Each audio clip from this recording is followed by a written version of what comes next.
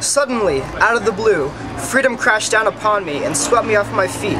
Nature sprang back, my youth went with the wind, and I knew myself alone, utterly alone in the midst of this well-meaning little universe of yours. I was like a man who's lost his shadow.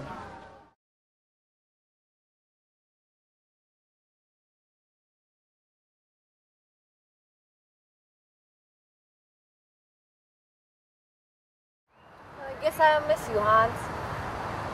I don't know why, though. You weren't worth much despite your last name. I do know that I don't want to die like you did, and I can't go on living as I did before. You know what, Hans? Thank you. I think you might have saved my life by killing yourself. That sounds so silly. I think I'm going to try something new with my life and take destiny into my own hands. I've not done enough in this life. What have I been besides Hans's docile wife? It's time to be my own person. I must take responsibility for myself now. Love and happiness. I must take action.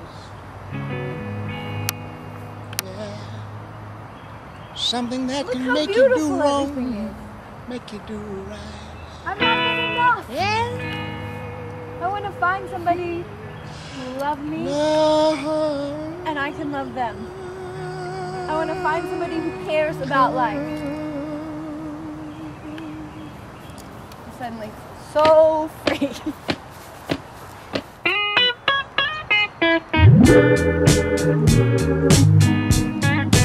Love and happiness. But wait a minute, something's going wrong. Someone's on the phone, 3 o'clock in the morning. Yeah, talking about how she can make it right. Yeah, yeah. Happiness is when you really feel good about somebody. There's nothing. What do you think it means to be human in the modern world? Okay, so I want to say, in the 30 seconds I had to walk from the front of the club to the back, that I don't know that it means anything different to be human in the modern world than it does to be human at the beginning of time. Right? That there is a key moment somewhere between when what's happening, man? Somewhere between when our ancestors come down from the trees, you know, and the moment that they first form language, you know, when there's some rift. But after that, I don't know that there's any difference, say, from medieval times to now, right? And this is, I think, the thing that the modern age sort of privileges is the notion that at some point we crossed some barrier where it became a different thing to be human. I would ask you, if you think that's the case, when was that point? Was it the detonation of the first atomic bomb? Was it the First World War? Was it the invention of the steam engine? You know, do you think any of those are signal points where it becomes a different thing to be human? No, I agree with you. I don't think that we've crossed a barrier, but I want to know. You said that it's the same thing from the medieval times or the beginning of man. What, or maybe not. Do you think it's changed, or like? No, I think the way that humans conceive it changes. Right. But I think in a way, I think the Vaishnavas, right, the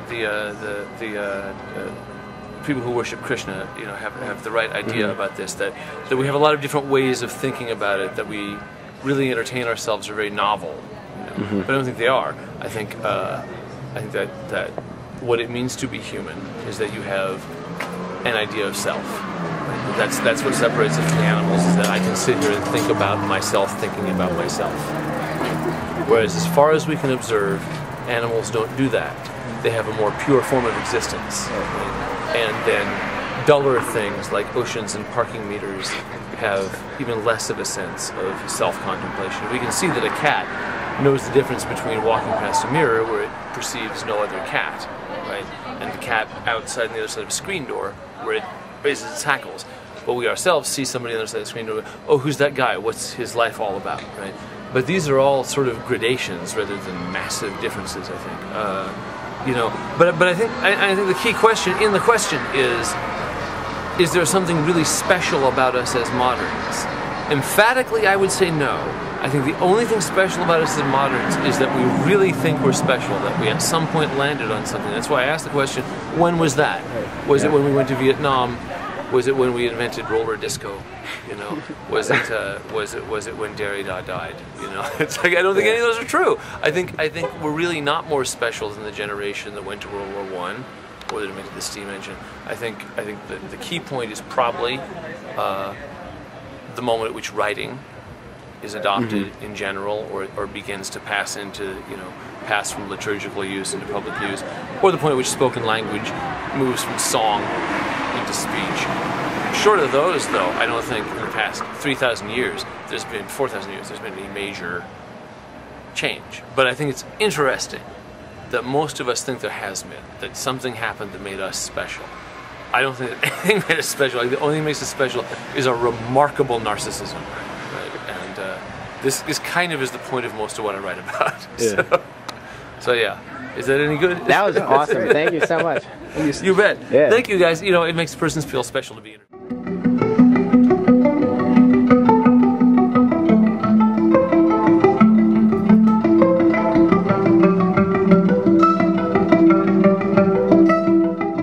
Okay, go. Owen, what is your view on what it means to be human in the modern world?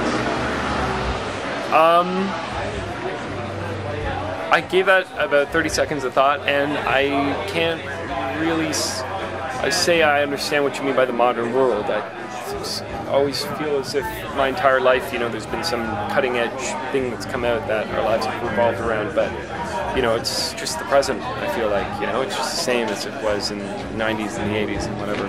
It's just my take on it. So, Like, do you think it's, like, being human has changed over time, or? Oh, well, for sure. But I mean, it's really, everywhere I go, I just see people who are just trying to kind of get a little attention, you know. And I don't think basic human needs will ever change. Yeah. Cool. All right.